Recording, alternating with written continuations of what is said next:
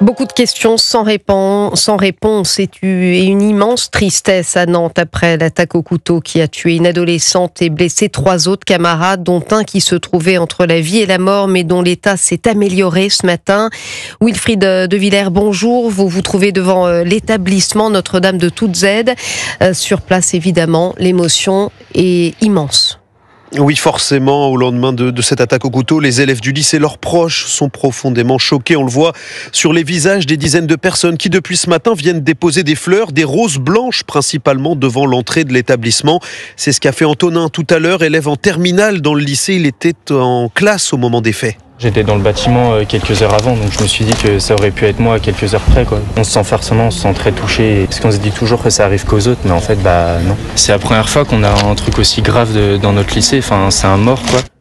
Et Antonin se pose la question d'un retour en classe alors qu'il n'y a pas cours aujourd'hui, même si l'établissement reste ouvert. Les gens vont avoir du mal à vraiment retourner en cours. Forcément, on a un peu d'appréhension parce que vu qu'on se disait que ça pouvait arriver qu'aux autres, on se sentait en sécurité au lycée, sauf que du coup là, on se sent plus totalement en sécurité. Donc ça va être peut-être compliqué, surtout peut-être pour certains.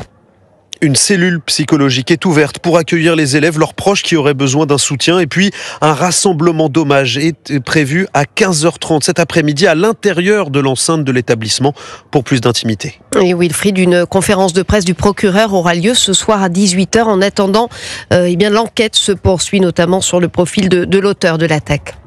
Oui, le profil du principal suspect est au cœur de l'enquête confiée au parquet de Nantes avec une question centrale. Était-il pleinement conscient de ses actes au moment de son attaque? Question qui se pose alors qu'il est depuis hier soir hospitalisé en psychiatrie et incapable pour le moment de répondre aux questions des enquêteurs. Concernant justement son profil, ses camarades de classe décrivent un jeune homme de 16 ans réservé, à l'air dépressif et aux propos parfois radicaux. Lui qui affiche une forme de fascination pour le Troisième Reich et l'idéologie néo-nazie.